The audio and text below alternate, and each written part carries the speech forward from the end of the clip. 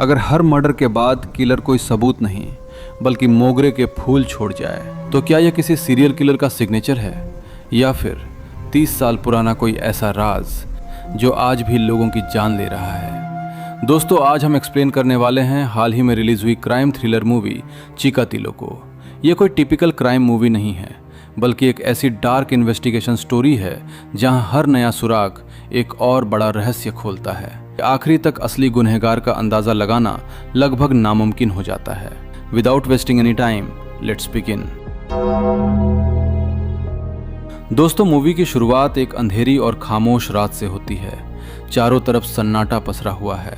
तभी एक कार आकर रुकती है और उसमें से एक लड़की बाहर निकलती है। अगले ही पल कैमरा एक रहस्यमय मुखौटे पर फोकस करता है जो साफ इशारा देता है कि आज रात कुछ बेहद खौफनाक होने वाला है। लड़की अपने घर के अंदर जाकर कपड़े बदलने लगती है। तभी उसे अचानक महसूस होता है कि कोई बाहर से लगातार उसे देख रहा है। वो धीरे धीरे दरवाजे की तरफ बढ़ती है और जैसे ही दरवाज़ा खोलती है अगले ही पल पीछे से एक नकाबपोश शख्स उस पर हमला कर देता है। Cut to next morning. अब हमारी मुलाकात रानी से होती है। जैसे ही वो अपनी दोस्त लक्ष्मी के घर पहुंचती है उसके पैरों तले जमीन खिसक जाती है। लक्ष्मी बेसुध पड़ी होती है। उसके साथ एक बेहद दर्दनाक अपराध हो चुका होता है। लेकिन सबसे रहस्यमयी बात यह होती है कि उसकी बॉडी के पास मोगरे के फूल रखे होते हैं। और दोस्तों, यही फूल आगे चलकर इस पूरी इन्वेस्टिगेशन की सबसे बड़ी कड़ी बनने वाले हैं। उस वक्त फिल्म ये भी साफ नहीं करती कि लक्ष्मी जिंदा है या उसकी मौत हो चुकी है। घबराई हुई रानी बिना एक पल गवाए सीधे पुलिस स्टेशन पहुंचती है और शिकायत दर्ज करवाने की कोशिश करती है। लेकिन हैरानी की बात यह होती है कि वहां मौजूद पुलिसकर्मी उसकी बात तक सुनने को तैयार नहीं होते। उल्टा उसे थाने से ही भगा देते हैं। सीन 30 ईयर लेटर शिफ्ट हो जाती है। अब एंट्री होती है हमारी संध्या की, जो पेशे से एक क्राइम रिपोर्टर है। लेकिन बाकी रिपोर्टर्स की तरह उसे मसालेदार हेडलाइंस या फेक ब्रेकिंग न्यूज़ में कोई दिलचस्पी नहीं होती। उसका मकसद सिर्फ एक होता है, क्राइम के पीछे छिपी असली सच्चाई को दुनिया के सामने लाना। हर सुबह की तरह संध्या अपने माता पिता का आशीर्वाद लेकर ऑफिस के लिए निकलती है। ऑफिस में उसकी सबसे अच्छी दोस्त डॉली होती है। दोनों के बीच अच्छी बॉन्डिंग दिखाई जाती है और माहौल काफ़ी हल्का फुल्का रहता है। लेकिन ये माहौल ज़्यादा देर तक नहीं टिकता। कुछ ही देर बाद संध्या की अपने बॉस से तीखी बहस हो जाती है क्योंकि उसका बॉस क्राइम को सनसनीखेज बनाकर टीआरपी बटोरना चाहता है, जबकि संध्या सिर्फ सच दिखाने में यकीन रखती है। बहस इतनी बढ़ जाती है कि गुस्से में आकर संध्या अपनी नौकरी तक छोड़ देती है। अगले दिन संध्या और डॉली एक कैफे में बैठकर बातें कर रहे होते हैं। तभी वहां संध्या का बॉयफ्रेंड अमर भी आ जाता है। तीनों कुछ देर हंसी मजाक करते हैं। तभी डॉली संध्या को एक शानदार सलाह देती है। वो कहती है, तुम्हें अपना खुद का क्राइम पॉडकास्ट शुरू करना चाहिए। तुम्हारी इन्वेस्टिगेशन स्किल ज़्यादा से ज़्यादा लोगों तक पहुंचना चाहिए। संध्या को ये आइडिया तुरंत पसंद आ जाता है। उसी दौरान अमर संध्या को अपने घर आने के लिए कहता है क्योंकि उसके माता पिता उससे मिलना चाहते हैं। अगले दिन संध्या अपने परिवार के साथ अमर के घर पहुंचती है। वो काफ़ी एक्साइटेड होती है। वहाँ उसकी मुलाकात अमर की माँ पद्मा और पिता करबू से होती है। दोनों उसका बेहद प्यार से स्वागत करते हैं, उसे आशीर्वाद देते हैं और उपहार भी देते हैं। कुछ देर बातचीत के बाद संध्या अपने घर लौटने के लिए निकल जाती है। लेकिन उसे बिल्कुल भी अंदाज़ा नहीं होता कि अगले कुछ मिनटों में उसकी ज़िंदगी हमेशा के लिए बदलने वाली है। रास्ते में अचानक डॉली के घर की नौकरानी घबराई हुई उसके पास दौड़ती हुई आती है और कहती है, बहुत बड़ा अनर्थ हो गया है। ये सुनते ही संध्या बिना देर किए सीधे डॉली के अपार्टमेंट पहुंचती है। लेकिन वहां का नज़ारा देखकर उसके पैरों तले ज़मीन खिसक जाती है। डॉली और उसके बॉयफ्रेंड दोनों की बेरहमी से हत्या कर दी गई होती है। लेकिन सबसे चौंकाने वाली बात यह होती है कि डॉली की लाश के पास एक बार फिर मोगरे के फूल रखे होते हैं, जबकि उसके बॉयफ्रेंड के गले में एक रहस्यमयी घुंघरू बंधा हुआ होता है। यहीं से पूरा मामला पूरे आंध्र प्रदेश में सनसनी बन जाता है। इस हाई प्रोफाइल केस की जिम्मेदारी इंस्पेक्टर राजीव को सौंपी जाती है। वो तुरंत इन्वेस्टिगेशन शुरू कर देता है और संध्या को साफ चेतावनी देता है कि वो इस केस से दूर रहे। लेकिन डॉली उसके लिए सिर्फ एक मर्डर केस नहीं थी, वो उसकी सबसे अच्छी दोस्त थी। यही वजह थी कि संध्या पुलिस का इंतजार करने की बजाय खुद इस केस की इन्वेस्टिगेशन शुरू करने का फैसला करती है। साथ ही वो अपना क्राइम पॉडकास्ट भी लॉन्च कर देती है, जहां वो इस केस से जुड़ी हर छोटी बड़ी जानकारी लोगों के सामने रखना शुरू करती है। अपने पॉडकास्ट में संध्या एक एक एविडेंस को एनालाइज करती है। वो बताती है कि अगर डॉली और उसका बॉयफ्रेंड एक दूसरे के दुश्मन होते तो दोनों की लाश एक साथ कभी नहीं मिलती। यानी साफ है, इस डबल मर्डर के पीछे किसी तीसरे शख्स का हाथ है। इसी दौरान जब संध्या क्राइम सीन की पुरानी तस्वीरों को ध्यान से देख रही होती है, तभी अचानक उसकी नज़र एक बेहद अहम डिटेल पर जाती है। वो तुरंत इंस्पेक्टर राजीव को फ़ोन करती है और बताती है कि डॉली के गले का हार क्राइम सीन से गायब है। अगले दिन जब दोनों मिलते हैं, तब राजीव बताता है कि क्राइम सीन से किसी अज्ञात व्यक्ति के फुटप्रिंट्स भी मिले हैं।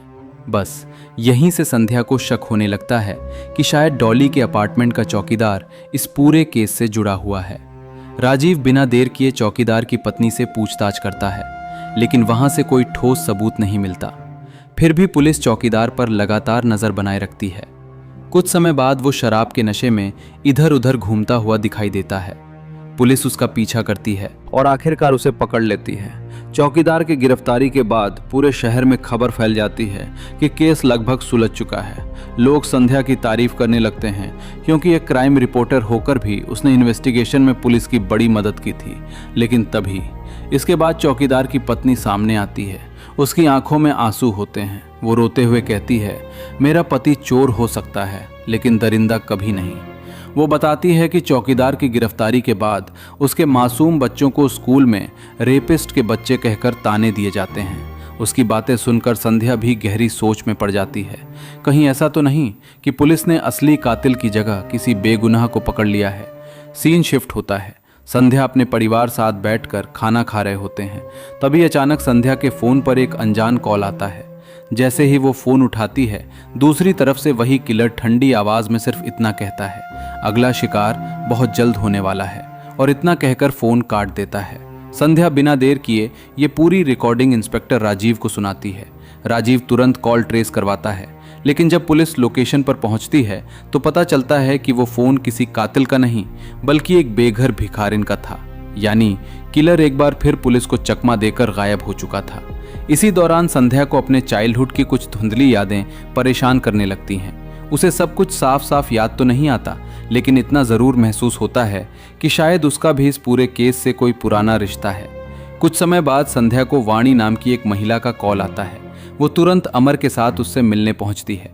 वाणी बताती है कि करीब 30 साल पहले दीपावली की रात उसके साथ भी वही दरिंदगी हुई थी। वो अपने पति और छोटे बेटे के साथ खुशहाल जिंदगी जी रही थी, लेकिन उसी रात एक नकाबपोश शख्स ने उस पर हमला कर दिया।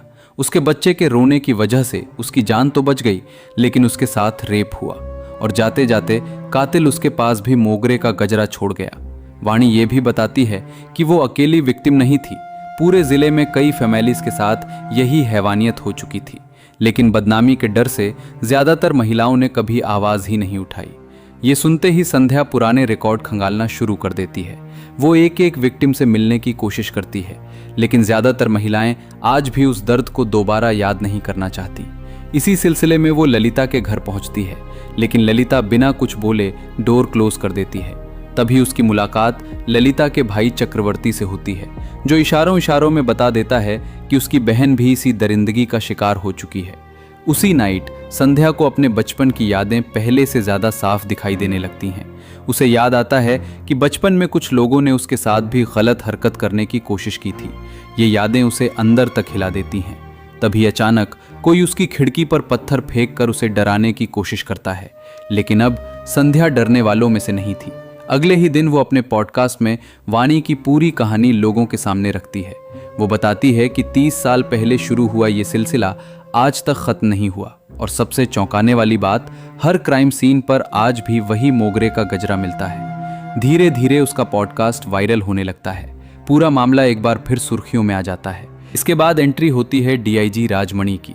वो मीडिया के सामने आकर लोगों को शांत करने की कोशिश करता है, लेकिन साथ ही संध्या के पॉडकास्ट और उसके दावों को झूठा और भ्रामक बताकर पूरी इन्वेस्टिगेशन पर सवाल खड़े कर देता है।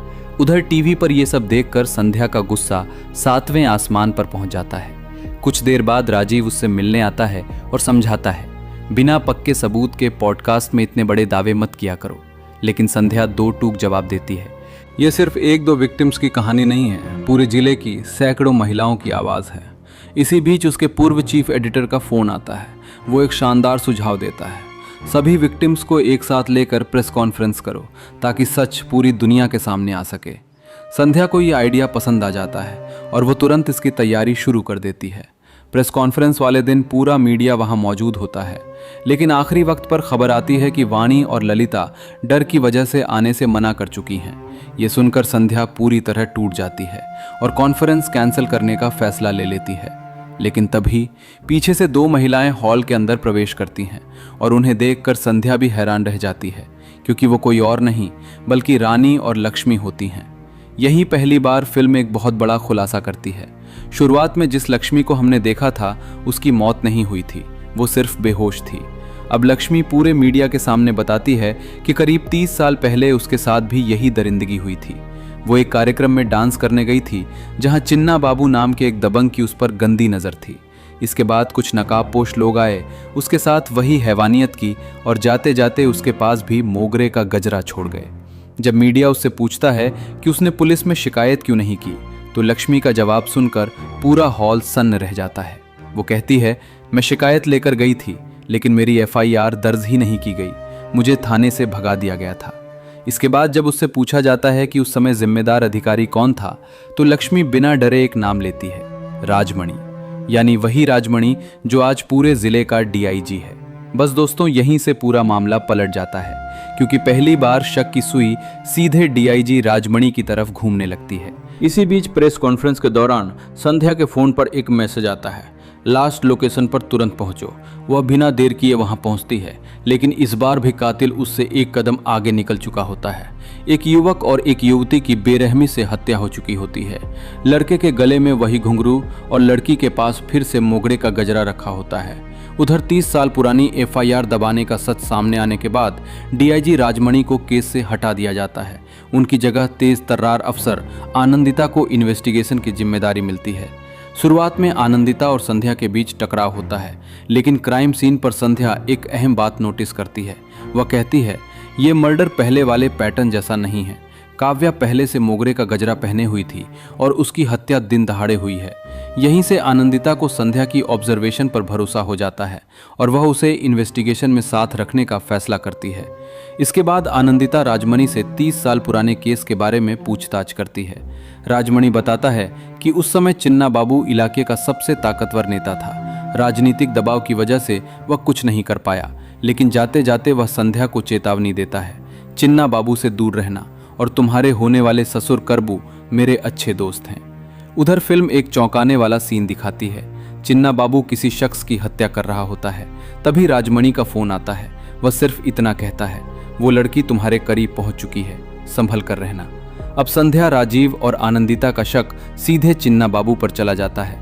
तीनों उसके घर पहुंचकर पूछताछ करते हैं और DNA सैंपल लेने की कोशिश करते हैं। चिन्ना बाबू खुद को बेगुनाह बताता है।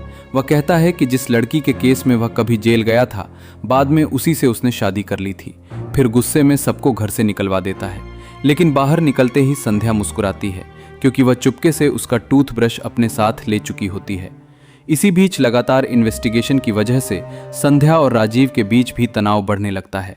दोनों की बहस होती है और संध्या वहां से चली जाती है। कुछ देर बाद DNA रिपोर्ट आती है, लेकिन सबसे बड़ा झटका यही मिलता है।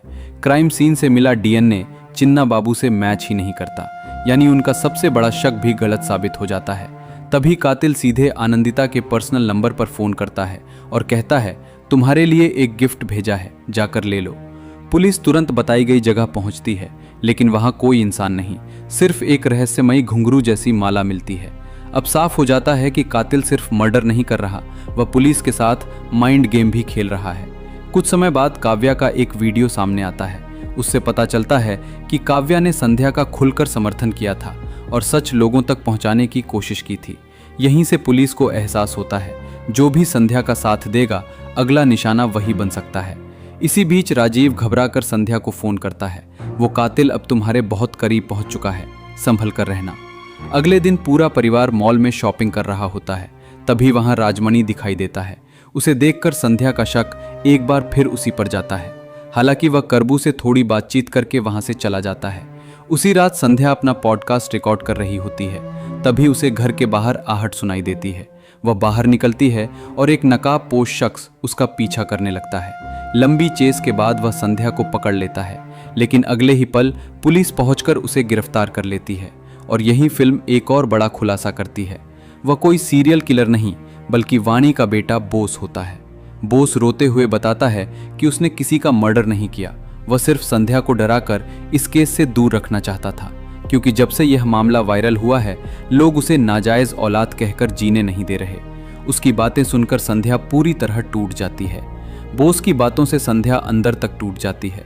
उसे एहसास होता है कि इस केस ने सिर्फ विक्टिम्स ही नहीं, बल्कि उनके पूरे परिवार की जिंदगी बर्बाद कर दी है।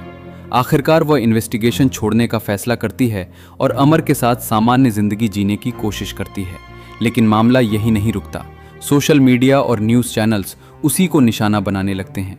लोग कहते हैं कि बड़े बड़े आरोप लगाने के बाद अब वह पीछे हट रही है। कुछ समय बाद संध्या और अमर की शादी हो जाती है। सब कुछ सामान्य लगने लगता है, लेकिन तभी उसी रात एक और बड़ा झटका लगता है। पद्मा यानी अमर की माँ अपने ही घर में मृत पाई जाती हैं। पूरा परिवार सदमे में चला जाता है। राजीव भी गुस्से में संध्या पर भड़क जाता है और वह चुपचाप वहाँ से चली जाती है। घर पहुंचकर संध्या उस गुड़िया को खोलती है जिसे पद्मा ने कभी उसे देना चाहा था। डॉल के अंदर उसे एक ईयरिंग मिलता है और यही ईयरिंग देखकर उसकी पुरानी यादें ताज़ा हो जाती हैं। उसे याद आता है कि ये वही ईयरिंग है जो उसने सालों पहले बॉबी को दिया था। लेकिन अगर वह बॉबी के पास था तो फिर ये उसके घर कैसे पहुंचा? यहीं से उसके दिमाग में शक की एक नई कड़ी जुड़ जाती है। उधर तमिलनाडु पुलिस भी राजीव को अपने पुराने ऐसे ही मामलों की सर्विस लिस्ट भेज देती है। जब दोनों राज्यों की लिस्ट को मिलाया जाता है तो एक नाम हर जगह कॉमन निकलता है, करबू। यही नाम देखकर संध्या, राजीव और आनंदिता तीनों के पैरों तले जमीन खिसक जाती है, क्योंकि अब तक मिले हर सबूत एक ही इंसान की तरफ इशारा कर रहे थे। और तभी फिल्म सबसे बड़ा ट्विस्ट देती है। हम देखते हैं कि करबू धीरे धीरे अपना मास्क उतारता है, यानी अब तक पर्दे के पीछे से पूरा खेल वही खेल रहा था। ये सच सामने आते ही पुलिस संध्या को बचाने के लिए तुरंत रवाना होती है, लेकिन इस बार वे देर कर चुके होते हैं। संध्या पहले ही करबू के घर पहुंच चुकी होती है। करबू उसे देखकर मुस्कुराता है और कहता है, डीएनए मैच नहीं हुआ, यही सोच रही थी ना? संध्या कुछ समझ पाती उससे पहले वह एक और खौफनाक बात कहता है, बताओ तुम्हें किस तरह मारूं? इसके बाद करबू और संध्या के बीच जबरदस्त फाइट शुरू हो जाती है। करबू उसे मारने की पूरी कोशिश करता है, लेकिन संध्या भी डटकर उसका सामना करती है। तभी सही समय पर पुलिस पहुंच जाती है और आखिरकार करबू गिरफ्तार हो जाता है।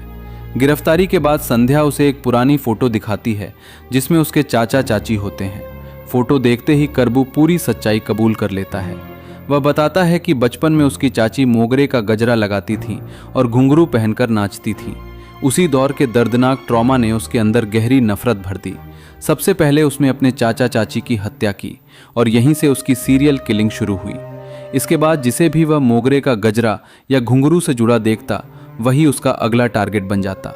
इसी वजह से लक्ष्मी, वाणी, बॉबी और आखिर में पद्मा उसकी दरिंदगी का शिकार बने, क्योंकि पद्मा उसकी असली पहचान तक पहुंच चुकी थी। यानी इन हत्याओं के पीछे लालच नहीं, बल्कि उसके अतीत से जुड़ा एक खतरनाक मेंटल ऑब्सेशन था। आखिरकार करबू सलाखों के पीछे पहुंच जाता है और संध्या, राजीव व आनंदिता मिलकर 30 साल पुराने इस रहस्यमयी सीरियल मर्डर केस का हमेशा के लिए अंत कर देते हैं। लेकिन दोस्तों, क्या करबू ने पूरी सच्चाई बताई थी, या उसके अतीत में अब भी कोई ऐसा राज छिपा था जो कभी सामने ही नहीं आया? चलिए अब बात करते हैं इस फिल्म की एंडिंग एक्सप्लेन्ड, हिडन डिटेल्स और कुछ माइंड ब्लोइंग थ्योरीज की। अगर एंडिंग को ध्यान से देखें तो असली विलन सिर्फ करबू नहीं था, बल्कि उसका टूटा हुआ बचपन और वही ट्रॉमा था जिसने उसे एक सीरियल किलर बना दिया। बचपन की डरावनी यादें उसके दिमाग में इतनी गहराई से बस गई थीं कि मोगरे का गजरा और घुंघरू उसके लिए सिर्फ चीज़ें नहीं, बल्कि उसके अतीत का सबसे बड़ा नाइटमेयर बन चुके थे। इसलिए जिन लोगों का इन दोनों से कनेक्शन था, वही उसके निशाने पर आए। यही कारण है कि क्राइम सीन पर बार बार मोगरे का गजरा और घुंघरू दिखाई देते हैं। ये रैंडम क्लूज नहीं, बल्कि किलर की मानसिक हालत के सिंबल थे। फिल्म एक और कड़वी सच्चाई दिखाती है। कई बार अपराधी अपनी ताकत से नहीं, बल्कि सिस्टम की चुप्पी से बच जाते हैं। अगर 30 साल पहले लक्ष्मी की एफआईआर दर्ज हो जाती तो शायद इतनी मासूम जिंदगियां कभी बर्बाद ही नहीं होती। संध्या ने सिर्फ किलर को नहीं पकड़ा, बल्कि उन महिलाओं की आवाज भी दुनिया तक पहुंचाई जो सालों तक डर और शर्म की वजह से चुप रहीं। आखिर में सच सामने आता है, अपराधी सलाखों के पीछे पहुंचता है और एक बार फिर साबित होता है कि ट्रूथ में be delayed but it never dies. अगर आपको क्राइम, मिस्ट्री और इन्वेस्टिगेशन वाली फिल्में पसंद हैं तो चीकातिलो एक बार जरूर देखिए। अब बताइए, इस फिल्म का सबसे शॉकिंग ट्विस्ट आपको कौन सा लगा? कमेंट में जरूर बताइए। वीडियो पसंद आया हो तो लाइक करें, चैनल को सब्सक्राइब करें और ऐसे ही हॉरर, क्राइम, मिस्ट्री और थ्रिलर मूवीज के दमदार एक्सप्लेन्ड वीडियोस के लिए जुड़े रहिए मिस्ट्री ट्यूब के साथ। मिलते हैं अगले वीडियो में, तब तक के लिए जय हिंद, जय भारत।